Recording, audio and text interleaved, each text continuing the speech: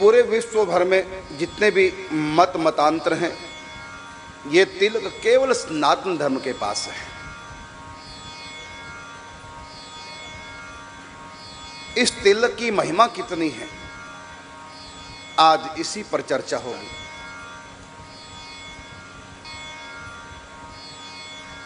भगवान श्रीमन्नारायण ब्रह्मा जी को उपदेश करते हुए कहते हैं, यो मृत्तिकाम द्वारवती समद्भुवाम करे समादाय ललाट पट्टके करोति नित्यम पुरुषो ऊर्ध्वपुंड्रम क्रिया फलम कोटि गुणम तदा भवेत। भगवान नारायण कहते हैं ब्रह्मा जी से कि जो भी द्वारिका के गोपी तालाब से उत्पन्न गोपी चंदन अपने माथे पर ऊर्ध्वपुंड्र तिलक के रूप में धारण करेगा, उसके द्वारा किया गया पुण्य क्रिया फलम कोटि गुणम तदा भवेत, कोटि गुना अधिक उसको फल की प्राप्ति होगी। आपने ऐसा पुण्य किया कि 1 साल तक स्वर्ग मिलेगा, तो कहा कि अब वो 1 करोड़ साल तक मिलेगा। कोई भी पुण्य करोगे 100 करोड़ गुना अधिक उसका फल प्राप्त होगा, यदि हम माथे पर तिलक धारण करके पुण्य करते हैं तो। अगले श्लोक में भगवान कहते हैं, क्रिया विहीनम यदि मंत्रहीनम श्रद्धा विहीनम यदि काल विवर्जितम कृत्वा ललाटे यदि गोपी चंदनम प्राप्नोति तत्कर्म फलम सदा व्यव्यम अव्ययम। कहा कि क्रिया विहीन, मंत्र विहीन, श्रद्धा विहीन और काल विहीन भी यदि हम गोपी चंदन को मस्तक पर धारण करते हैं, और इसका दूसरा अर्थ है कि हमारी क्रिया में कोई कमी त्रुटि रह जाए, पूजा पाठ करने में, यज्ञ आदि करने में, मंत्र के शुद्ध उच्चारण में कोई कमी रह जाए, मंत्रहीनम श्रद्धाहीनम, श्रद्धा में कोई कमी रह जाए, यदि काल विवर्जितम, अनुकूल समय में यदि क्रिया संपादित नहीं हुई, ये सब गलतियां होने के बाद भी यदि कृत्वा लाटे यदि गोपी चंदनम प्राप्नोति तत्कर्म फलम सदा अव्ययम, तब भी उसका फल उसको पूरा प्राप्त होगा, फल में कोई कटौती नहीं होगी। यह है तिलक की महिमा। आगे भगवान नारायण कहते हैं ब्रह्मा जी से कि गोपी चंदन संभवम सुरुचिरम पुंड्रम ललाटे द्विजो नित्यम धार्यते यदि प्रतिदिनम रात्रो दिवा सर्वदा यद पुण्यम कुर्जांगले रविग्रहे माघे प्रयागे तथा तत् प्राप्नोति ततोधिकम मम गृहे संतिष्ठते देववत। भगवान कहते हैं गोपी चंदन से जो ऊर्ध्व पुंड्र तिलक लगाता है और नित्य धार्यते यदि प्रतिदिन धारण करता है, रात्रो दिवा सर्वदा, दिन में भी रात्रि में भी, माने हटाने की आवश्यकता नहीं, 24 घंटे दिन रात माथे पे रहे,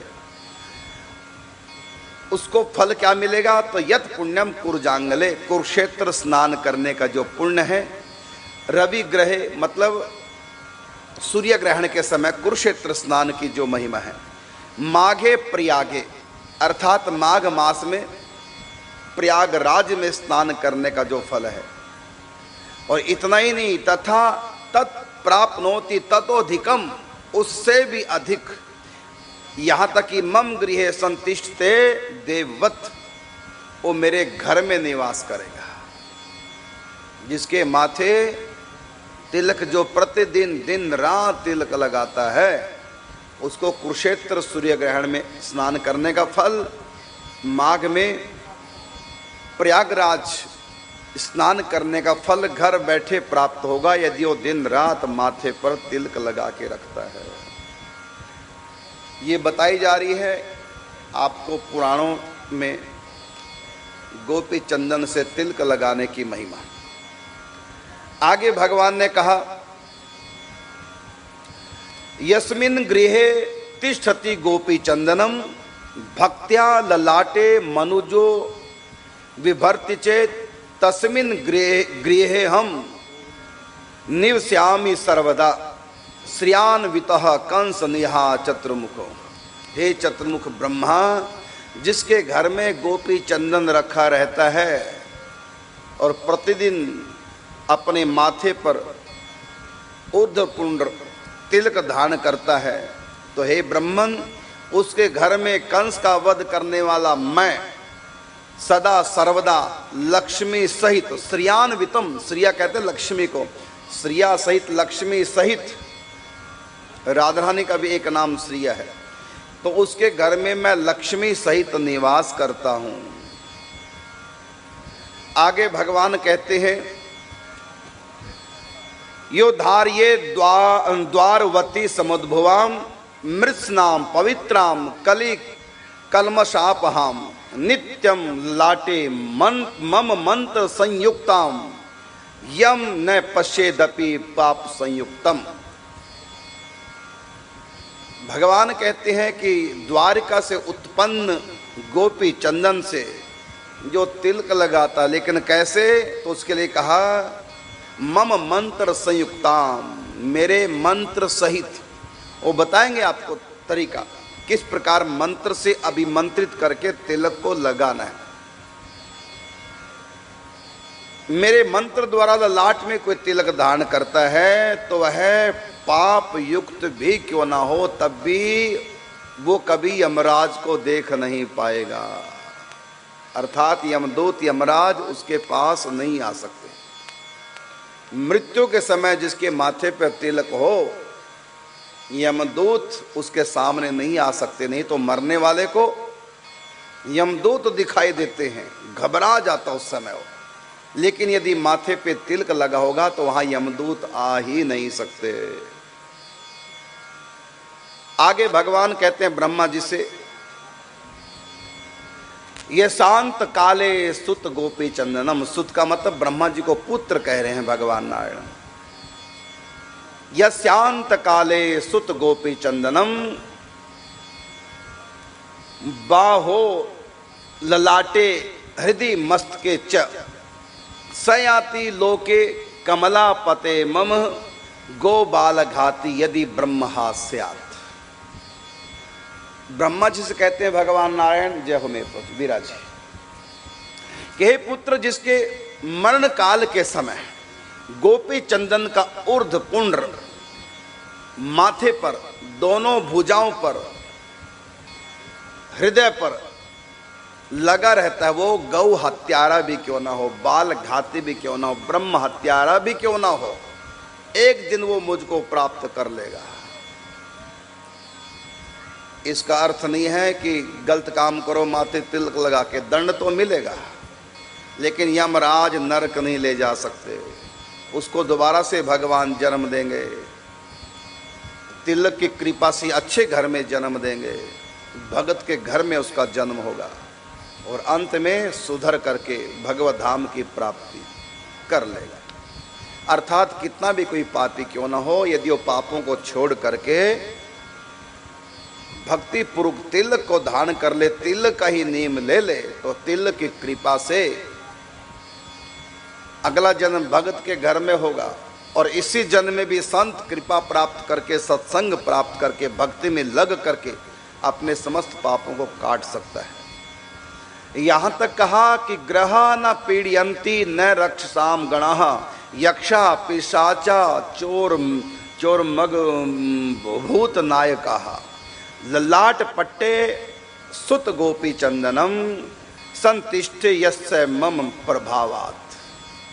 जिसके माथे पर गोपी चंदन विधि पूर्वक मंत्र से अभिमंत्रित करके गुरु प्रदत्त लगाया जाता है, उसके लिए कहा कि ग्रह उसको पीड़ा नहीं दे सकते, राक्षस गण उसको पीड़ा नहीं दे सकते, यक्ष उसको पीड़ा नहीं दे सकते, पिशाच भूत प्रेत भी उसको पीड़ा नहीं दे सकते, भूत नायक यमदूत आदि उनको पीड़ा नहीं दे सकते।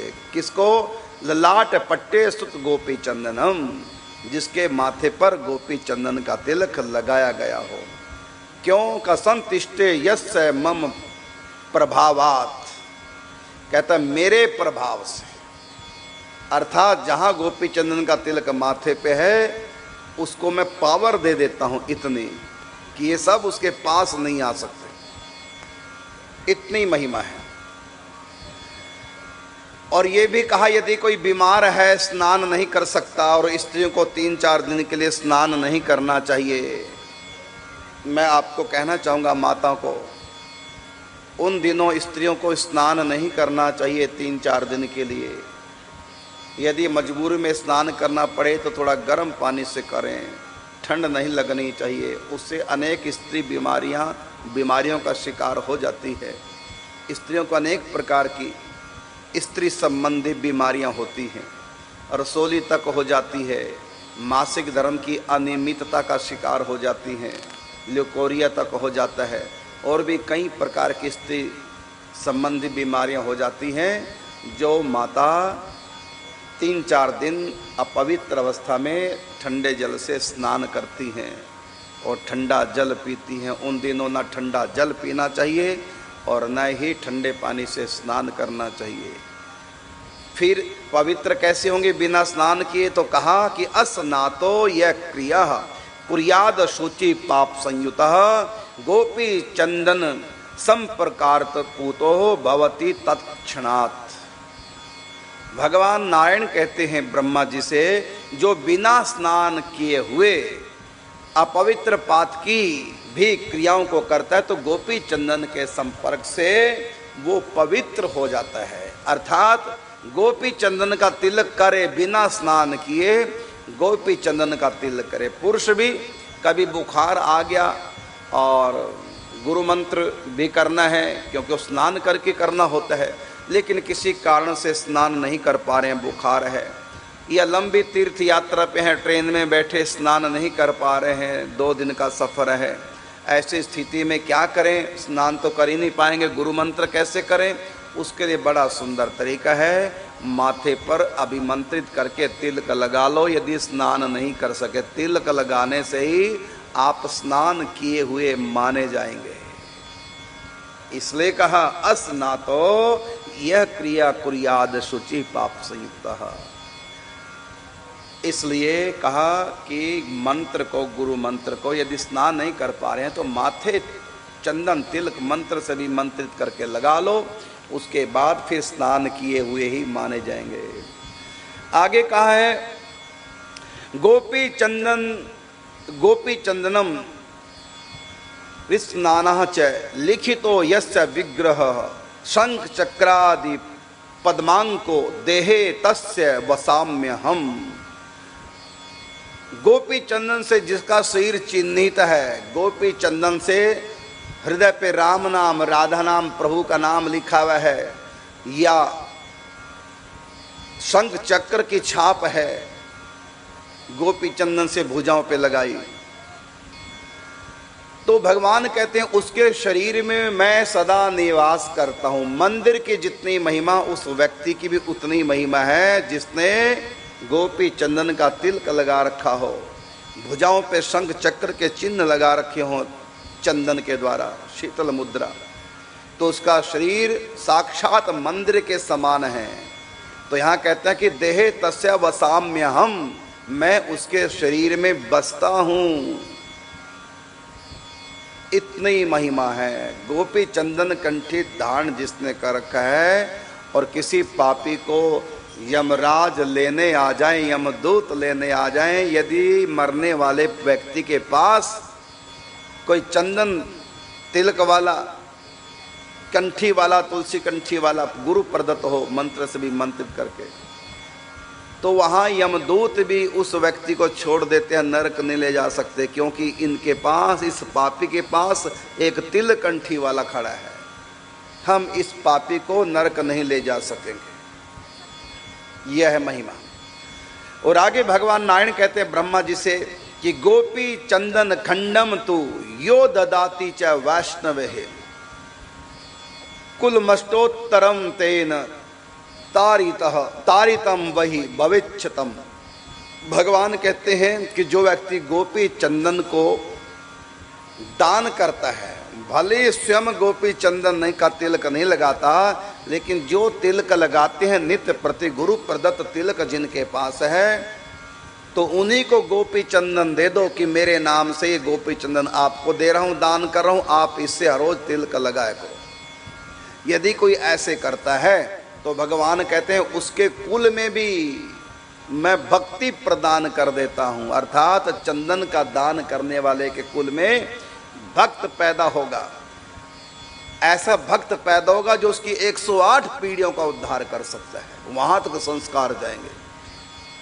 ये आपको बताया है गोपी चंदन की महिमा। अब प्रश्न उठता है कि गोपी चंदन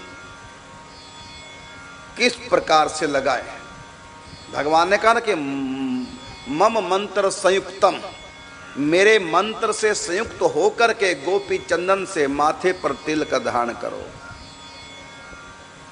तो कैसे तिलक धारण करें, तो सुने बात। पहले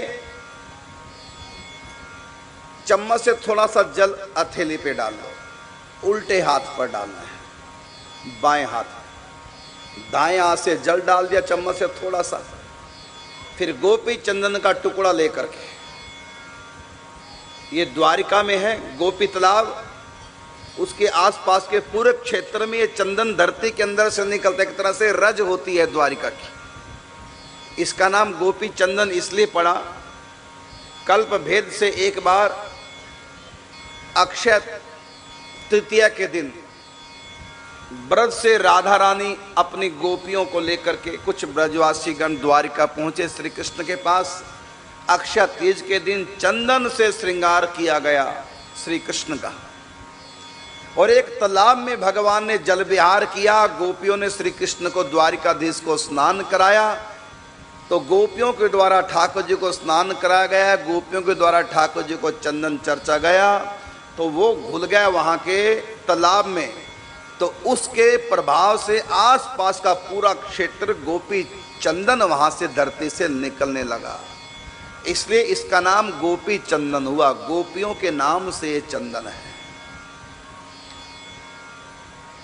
तो गोपी भाव के भक्तों के लिए तो स्पेशल उनको तो धारण करना चाहिए। जो भी राधा रानी की सखी गोपी भाव से साधना करते हैं, ये गोपियों की कृपा उनके ऊपर होने लग जाती है, तो उस क्षेत्र से ये गोपी चंदन निकलता है। तो कैसे करें, तो लेकर के थोड़ा सा जल और गोपी चंदन से उसको घिस दो। कैसे घिसना है, क्लॉकवाइज घुमा करके, जैसे गिरिराज जी की परिक्रमा करते हैं। उल्टी परिक्रमा ने उल्टी दिशा से नहीं घुमाना है, जैसे घड़ी जिस तरह उल्टा नहीं घुमाना, चंदन घड़ी की तरह क्लॉकवाइज घुमाना। ऐसे घुमा दो 2-4 बार, इतने से चंदन हथेली पे आ जाता है। फिर क्या करना है, उसमें एक त्रिभुज त्रिकोण कह लो, तो त्रिभुज बना देना है। उंगली से भी बना सकते हैं, नहीं तो कोई सलाई ले लो, बांस की पतली सी डंडी भी ले सकते हैं, अगरबत्ती जैसी डंडी होती है उससे भी। तो उससे एक त्रिभुज लिख दो। त्रिभुज कैसे, ऊपर डंडा और नीचे चोंच, एक त्रिभुज। उसके बाद एक त्रिभुज फिर उसके ऊपर डाल दो, उसी के ऊपर एक, बस उसमें अंतर रहेगा, अब की बार चोंच ऊपर होनी चाहिए त्रिभुज की। तो ऐसे करके ये तो 2 त्रिभुज एक दूसरे के विपरीत दिशा में बना दो, तो अपने आप ही 6 त्रिभुज बन जाएंगे, और बीच में एक षटभुज अपने आप ही बन जाएगा। फिर सुनेंगे गोपी चंदन क्लॉकवाइज घिस करके, फिर उसके ऊपर इस प्रकार से, और ऐसे 2 त्रिभुज एक दूसरे के विपरीत दिशा में, एक ही चोंच ऊपर हो, एक ही चोंच नीचे। तो इस प्रकार 2 त्रिभुज बनाने से 6 त्रिभुज अपने आप ही बन जाएंगे, 6 त्रिभुज बनेंगे और 6 त्रिभुज के ठीक बीच में एक षटभुज बन जाएगा। तो उस षटभुज के बीच में लिखना है कलीम, आधा क ला, फिर आ की मात्रा मतलब आ का डंडा लगा दो, फिर उसमें ई की मात्रा दे दो और मात्रा के ऊपर बिंदी। ये हो गया कलीम। ये लिख दिया, समझ रहे होंगे आप लोग। और उसके बाद लिखे हुए को, क्योंकि हमने यंत्र बनाया पहले, यंत्र में फिर हमने प्रेम का बीज मंत्र लिखा और उसके बाद सांप के फन की तरह हाथ ऐसे कर लो और नाभि के पास ले जाओ। नाभि से नीचे नहीं, नाभि से ऊपर ही हो, नीचे ना हो हाथ।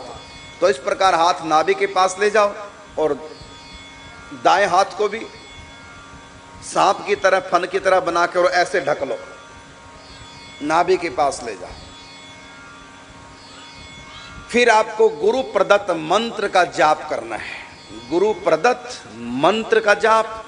यदि गुरु मंत्र नहीं लिया गया, कई बार होता है गुरु मंत्र नहीं देते लेकिन तिलक दे देते हैं, पहले से नाम जप में लगा देते हैं, तो ऐसी स्थिति में गुरु ने जो नाम दिया है उस नाम का ही जाप करें, क्योंकि पहले नाम दिया जाता है, बाद में मंत्र दिया जाता है।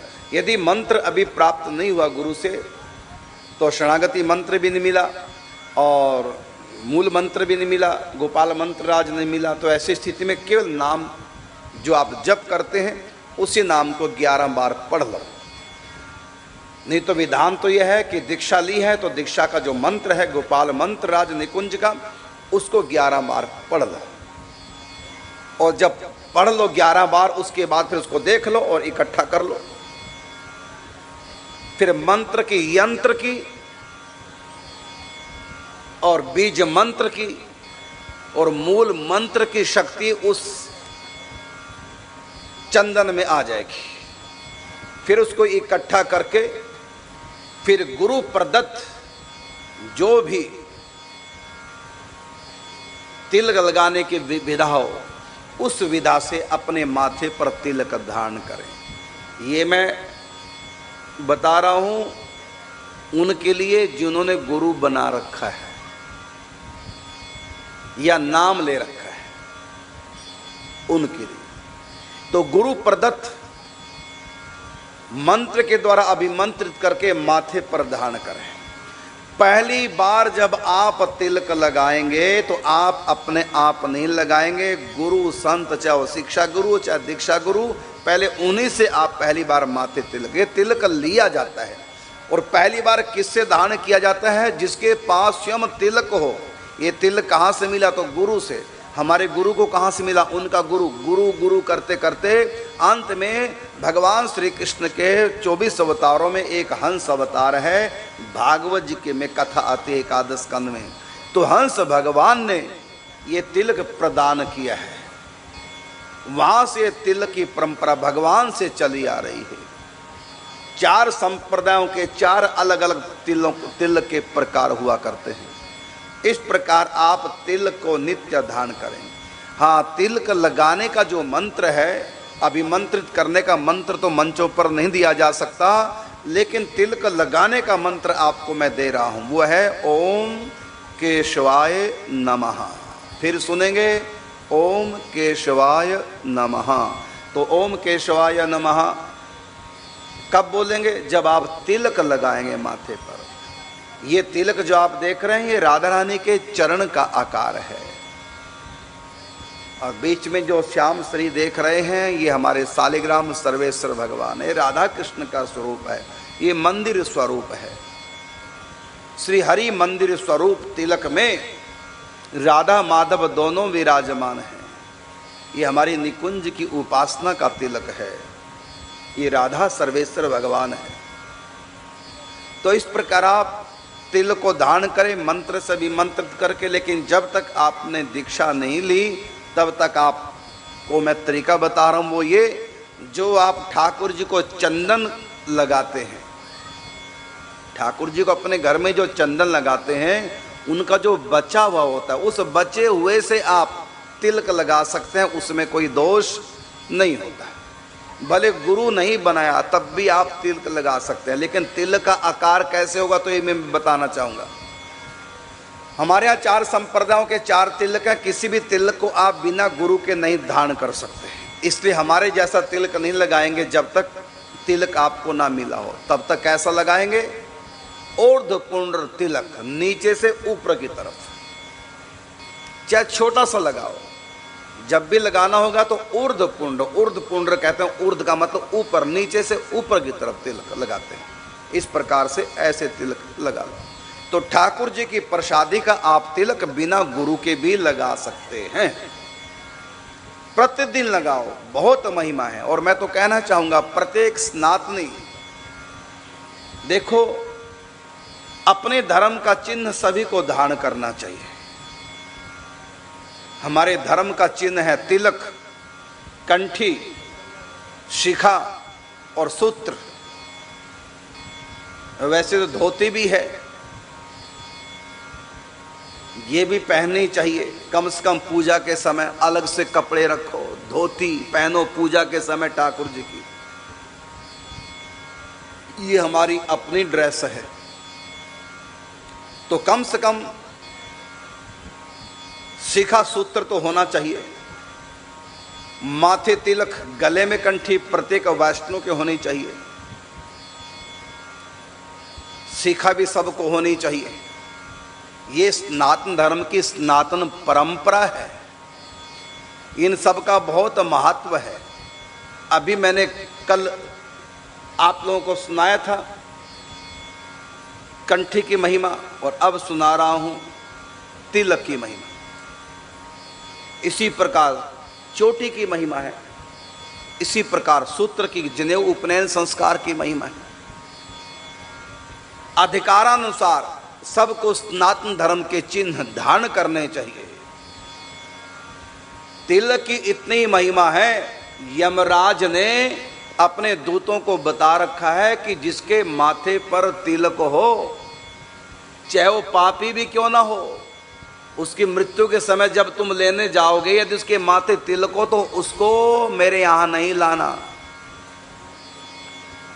उसको तो धर्मदूत, भगवान के पार्षद, या उसका दोबारा जन्म हो जाएगा मनुष्य के रूप में, नरक नहीं आ सकता, समझा रखा था। ऐसे एक बार की बात, यमदूत एक पापी को लेने आए। शिकारी था, जंगल में शिकार खेलने गया और घायल हो गया। क्योंकि जब कोई मरता है, यमदूत आते हैं, तो मृत्यु से पहले कोई ना कोई कांड तो होता ही है, कोई ना कोई बहाना तो लगता है। बहाना लगा कि जंगली सूअर ने उसके ऊपर आक्रमण कर दिया। अब वो घायल हो गया, सूर तो भाग गया, घायल हो गया, पेड़ के तने पे कमर टिका कर लेट गया और घायल था। ऊपर बगुला बैठा, बगुले ने बीट कर दी उसके ऊपर। अब बगुले की बीट बिल्कुल सफेद रंग की होती है, तो बगुले ने जब ऊपर से मल त्याग किया तो मल गिर गया उसके माथे पर, ऐसे लेटा हुआ था। तो माथे पर तिलक, वो माने उसके विष्ठा गिर गई बगुले की। तो जो ही ऊपर से विष्ठा गिरी तो लंबी हो गई, ऊर्ध्वपुंड्र तिलक बन गया, लंबी हो गई। तो जो ही यमदूत लगे फांस डालने उसकी सूक्ष्म शरीर को निकालने के लिए, अचानक ध्यान गया, अरे इसके तो माथे तिलक लगा है, वहीं छोड़ दिया उसको। धर्मराज के पास पहुंचे, यमराज के पास। यमराज ने कहा खाली हाथ कैसे आ गए, उस दुष्ट आत्मा को लाए क्यों नहीं? कहते महाराज लाए कैसे, उसके माथे तिलक लगा था, आपने कहा था तिलक वाले को नहीं लाना। ध्यान किया गया तो महापापी है, पापी लोग तिलक लगा ही नहीं सकते, वो क्यों लगाएगा तिलक? तो धर्मराज ने, यमराज ने ध्यान से देखा। जब ध्यान से देखा तो समझ गए और आंख खोल करके अपने दूतों से बोले, अरे मूर्खो, तुम बिना बात के छोड़ आए हो, वो तिलक नहीं था, वो तो बगुले की विष्ठा थी। बगुले की विष्ठा के जो ऊपर गिरी तो लंबा सा तिलक जैसा हो गया। और तो उन्होंने कहा कोई बात नहीं महाराज, अब जाके ले आते हैं। तो कहा नहीं, अब नहीं ला सकते, क्योंकि अब मृत्यु का समय टल चुका है। इतनी महिमा है तिलक की, यमदूत भी घबराते हैं, तिलक वाले के पास नहीं आते। तो सबको मंत्र सहित सीख लेना चाहिए तिलक कैसे लगाया जाता। समय हो चुका है।